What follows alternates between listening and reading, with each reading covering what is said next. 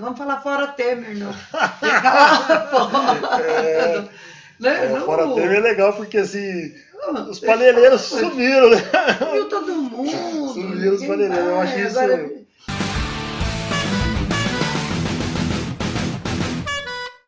Literacia quer dizer alfabetização libertadora.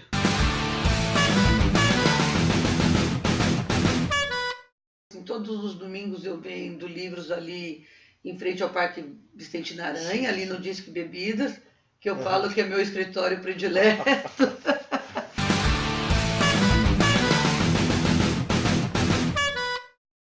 Ali foi a realização de um sonho.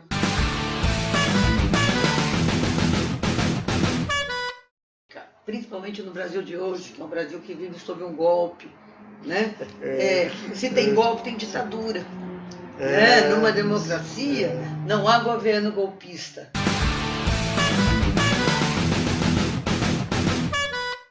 A gente é uma sociedade de maioria negra, mas onde os negros ainda têm os menores salários. Quantos negros tem na escola da tua filha?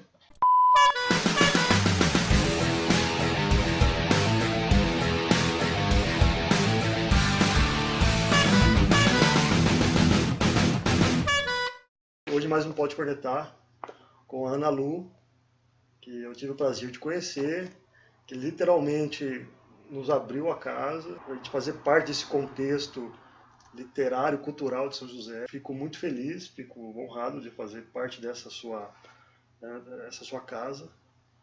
E eu queria que você falasse um pouquinho do que é literacia, da onde que surgiu essa ideia. Bom, em primeiro lugar eu quero agradecer por você ter procurado a literacia. Né? Para a gente, assim, também é muito bacana, você está trazendo pessoas que a gente não conhece, né? Pessoas que não conheciam a literacia. Então eu acho que assim é uma parceria que faz bem para nós dois, né? Por cornetar e por literacia.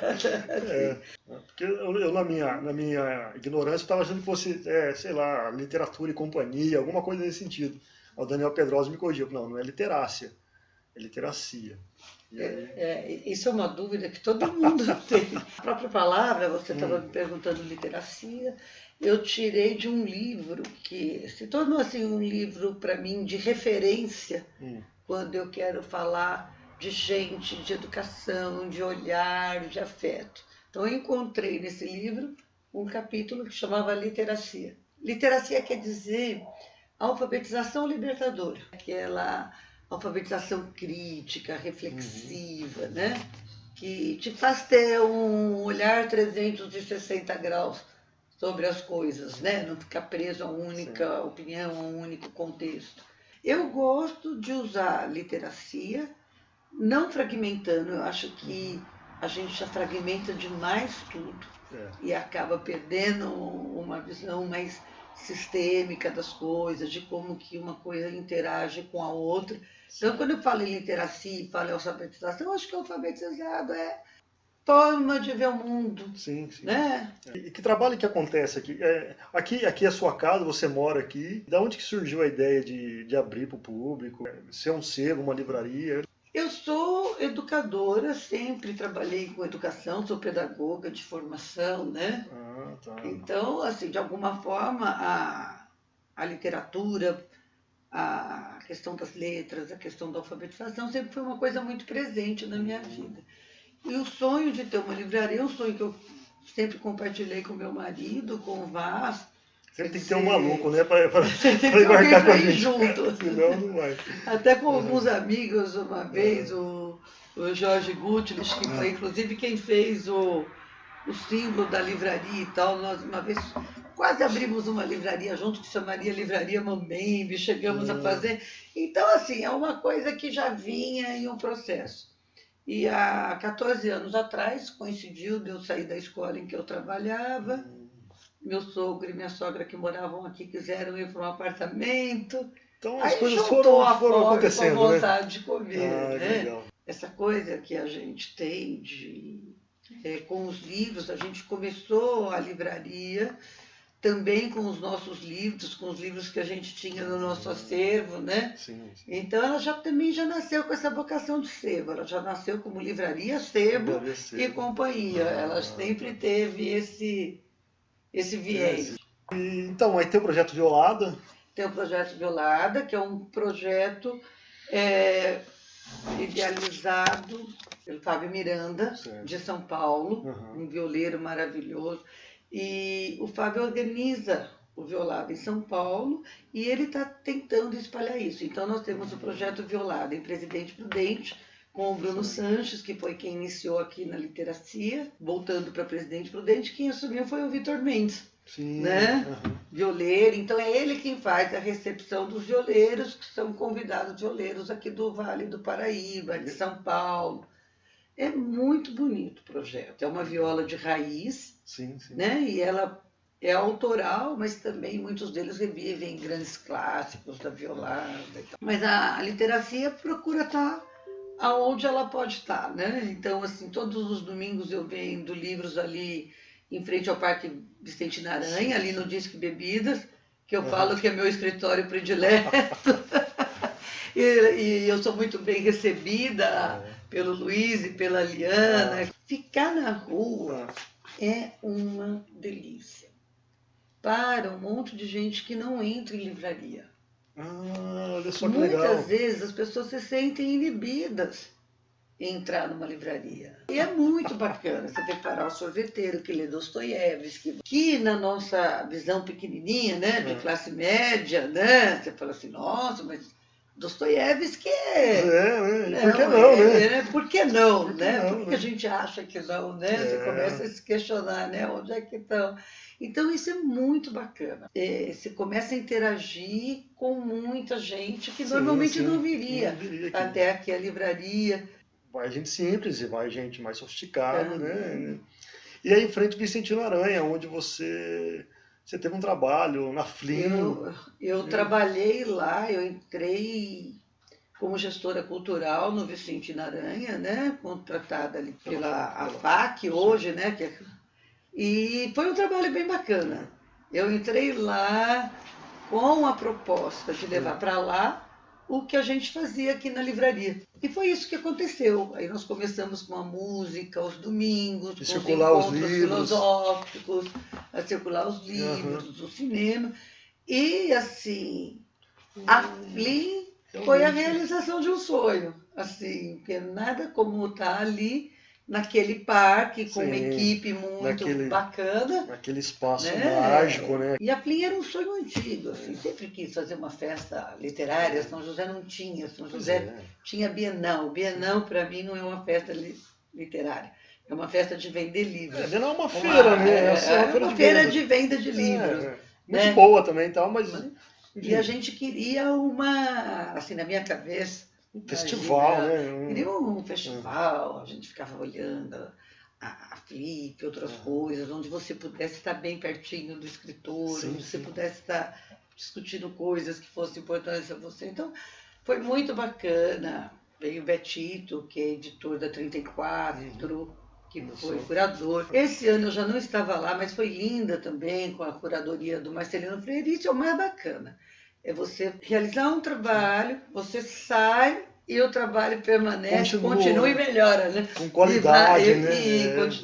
Isso é de uma satisfação imensa, assim. Eu realmente fico assim muito contente. E é muito legal porque as pessoas da cidade valorizam muito a Flin. E mais do que isso, os escritores que vêm se sentem acolhidos. Eles gostam de estar ali. Mas, Ana Lu, explica pra gente o que acontece aqui na literacia. Você que está tendo encontro de viola, tem cinema toda segunda-feira. O que acontece aqui? Toda segunda-feira tem cinema. Isso há bastante tempo já, né? Segunda-feira, já fazer um jabazinho aqui, segunda-feira, 20 horas. É um cineclube para todos que foi fundado pelo André Matias, André Pimenta Matias. A gente tem também os encontros e desencontros filosóficos, que foram coordenados sempre pelo Nuno, o Nuno César. O Nuno esse ano tirou um ano sabático, então ele está mais Está mais afastadinho, mas deve retornar em breve. O próximo agora vai ser sobre um tema que para mim é bastante caro, que é uma discussão, um diálogo sobre a ditadura militar em São José dos Campos e de que forma ela pode ou não ter influenciado a sociedade joseense de hoje. Então, mas é caro em que sentido? Ele é caro no sentido de que a gente tem que falar mais sobre a nossa história. A gente tem que conhecer mais a nossa história, conhecer mais a história do lugar que a gente vive.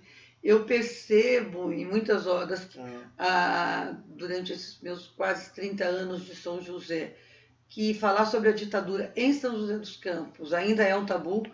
Eu vejo que as pessoas... É quase como se ela tivesse passado ao largo, aqui não teve.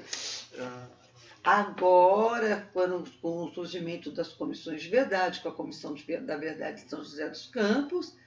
Você acha que você pode falar mais, vai falar mais disso? Que se falou mais disso, mas eu acho que a gente precisa falar mais. Até agora a gente falou das pessoas diretamente atingidas por ela.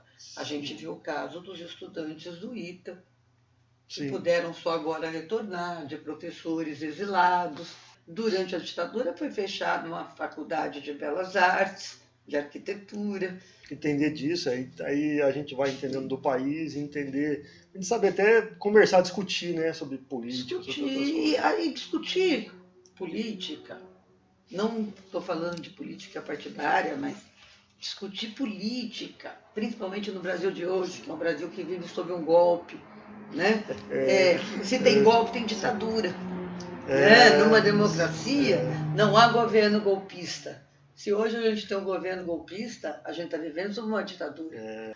A gente está vendo as coisas acontecerem, a gente está vendo uma volta conservadora, não só em relação à política, em relação aos gays, em relação à arte. São peças de teatro sendo ameaçadas ou impedidas de se apresentarem.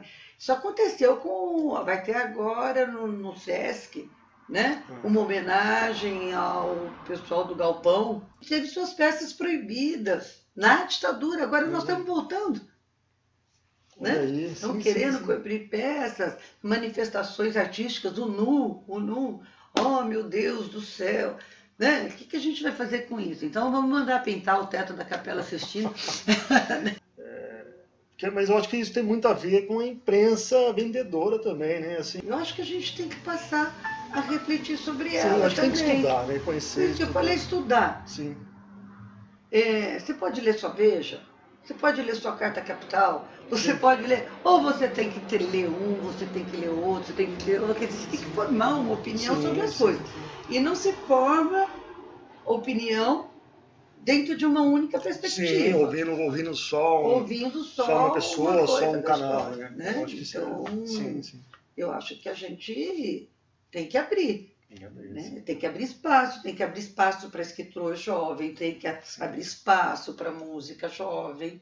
Aproveitando, vou falar aqui desses que a gente colocou aqui, né? O livro do Tenório Cavalcante, o de Dentro, quer dizer...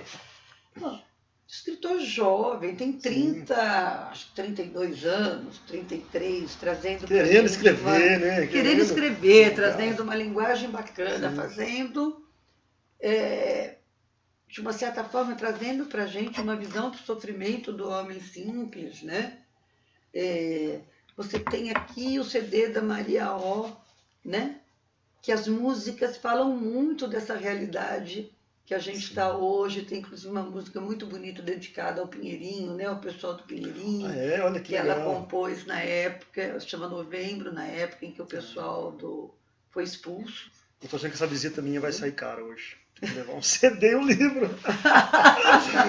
Então, assim, tem gente jovem chegando, eles têm que ter espaço. E eles estão chegando, ao contrário do que se diz da juventude, de uma forma... bonita, posicionada, consciente. Mostrando coisa boa, coisa de qualidade. E eu falo assim, gente, os escritores jovens, eu falo assim, aqui é o melhor espaço para vir, tentar, errar, porque tá todo acertar, porque tá todo mundo entre amigos, ninguém. Sim. A gente está aqui para crescer. Não eu percebi isso quando você foi muito receptiva com a gente. Eu falei, nossa, tem gente mais louca do que eu por aí. Nesse contexto de São José, assim, hoje, político, social, e agora falando um pouco dessa ditadura que você que precisa falar e tal, qual que é o papel da literacia, qual que é o legado que você quer deixar com a literacia? Qual seria a sua responsabilidade nesse meio todo? Eu acho que o que pode ser assim, de mais bacana é a gente oferecer para as pessoas um espaço democrático, né?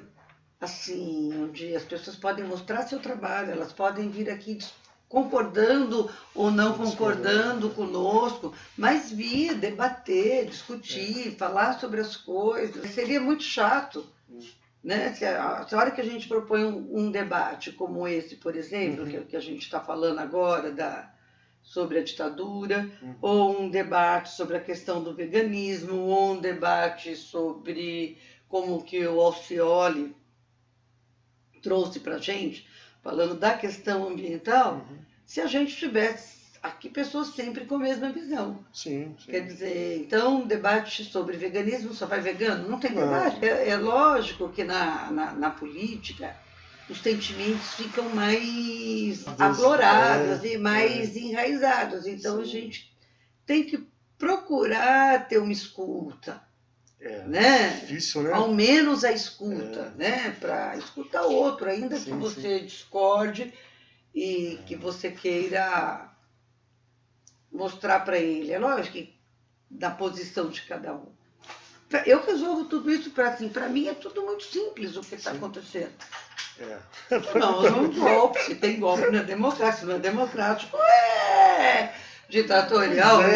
Primeiro que a ditadura é muito recente. Eu acho que as pessoas não fazem ideia do que é você andar na rua com medo, de você se reunir para discutir uma ideia escondido, porque você não pode expressá-la, de você abrir um jornal e ele está cheio de receita de jornal, porque ele não pode dar notícia, ele não pode falar o que de fato está acontecendo. A gente vive o medo do outro lado, né? O medo não dos militares, mas dos bandidos. Mas eu não sei nem se é do bandismo, porque para mim tem uma questão aí que eu acho que tem que ser discutida. A gente vive numa sociedade de classes. A gente vive num sistema capitalista onde a desigualdade social é provocada pela questão econômica, pela forma como o capital é acumulado, gerido, né? Gerido e como ele é feito, assombroso. Sem dúvida. Assombroso. Mas você não discutir a questão de viver numa sociedade de classes é você fazer perpetuar essa desigualdade social. Você fala assim, nós temos que falar de reforma agrária. É muita desigualdade, é muito racismo. A gente tem que entender a questão escravocrata no Brasil. A gente é uma sociedade de maioria negra, mas onde os negros ainda têm os menores salários. Quantos negros tem na escola da tua filha? Nossa, boa pergunta, viu?